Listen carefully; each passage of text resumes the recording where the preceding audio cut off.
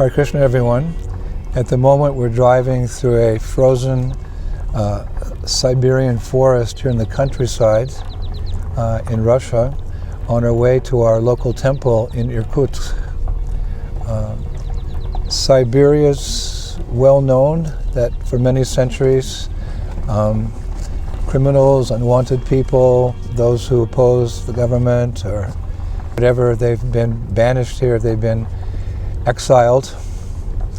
The idea being that this is a very remote place and the conditions here are extremely harsh.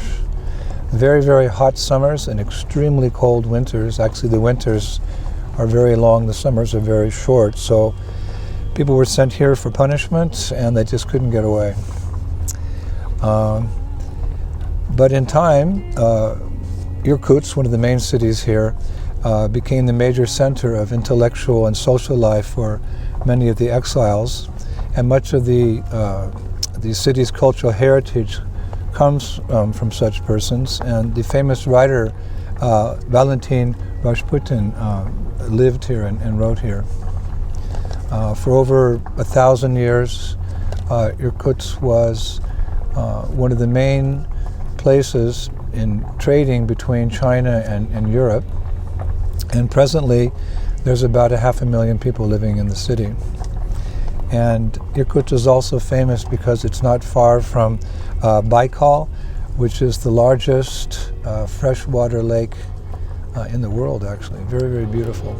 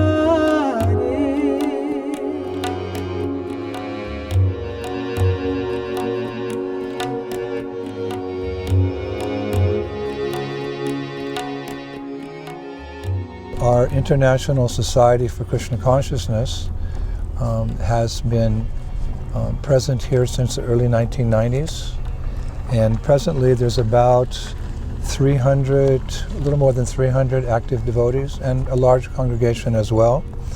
And 12 years ago, the devotees got together and they built this beautiful temple.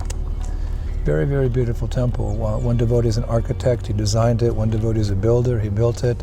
They collected the funds, and it's been the center for our activities for many, many years now, and very popular with the local people as well. And in that compound, they have a gurukula, a nice gurukula for our children, and there's a daycare center for little children, and there's about 20 units on the property for devotees to live in. So it's a big property, very successful. Unfortunately, a couple of years ago, the Russian government imposed certain restrictions on what they call new religious movements, and it made our preaching here difficult in the country. In most of our centers, most of our temples, we're not allowed to do harinam anymore.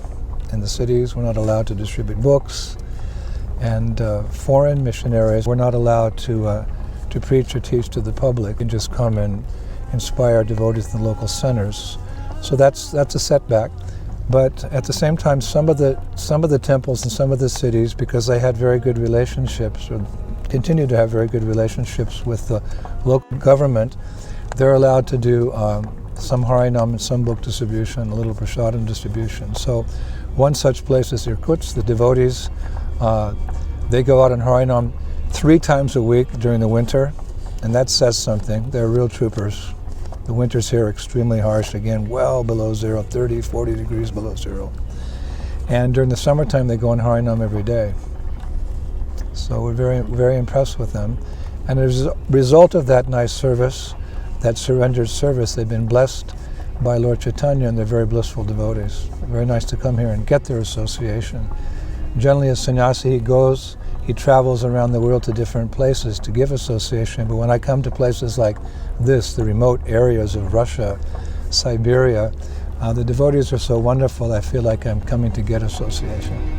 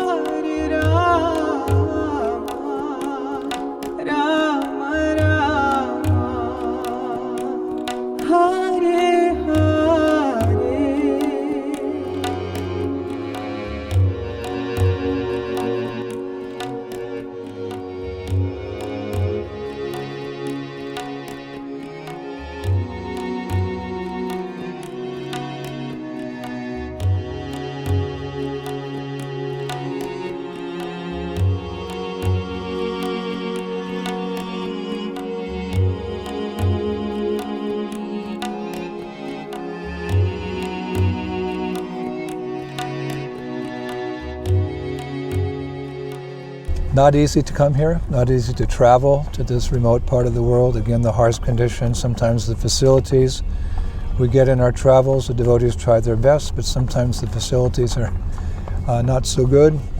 Sometimes there's fleas, there's bed bugs, whatever. There's long lines in the airports, and there's delays in the flights, and there's the traffic, and so forth and so on. So the difficulties are there, but we willingly embrace these austerities and these difficulties for the pleasure of Srila Prabhupada. He set the standard. He came here in the early 1970s to Russia, and he planted the seed of Krishna consciousness in Moscow. And that seed has grown into a beautiful tree, producing many fruits and flowers of so many wonderful devotees. So we know it gives pleasure to Prabhupada to continue the preaching here, so we willingly embrace whatever difficulties we encounter. In that regard, I keep a letter that I printed out that Srila Prabhupada wrote to my dear godbrother Prabhu Vishnu Das in the early 1970s. At that time, Prabhu Vishnu was preaching in England, and he wrote a letter to Prabhupada in the winter telling Prabhupada the results of the preaching and sharing with him some of the austerities involved at that time. And Prabhupada wrote back this wonderful letter, which for me is like a mission statement.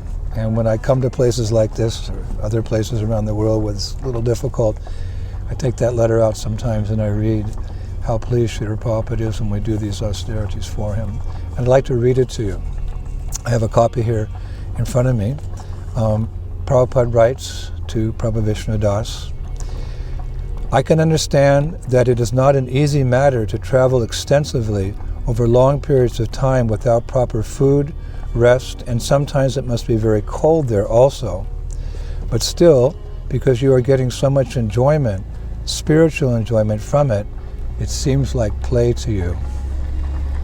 That is the advanced stage of spiritual life, never attained by even the greatest yogis and so-called jnanis.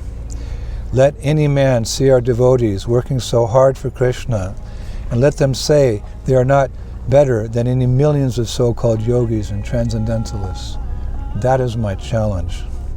Because you are rightly understanding through your personal realization this philosophy of Krishna consciousness, therefore in such a short time you have surpassed all the stages of the yoga process to come to the highest point of surrendering to Krishna. That I very much appreciate. Thank you very much for helping me in this way. All glories to the Siberian devotees and all glories to our beloved Srila Prabhupada. Hare Krishna.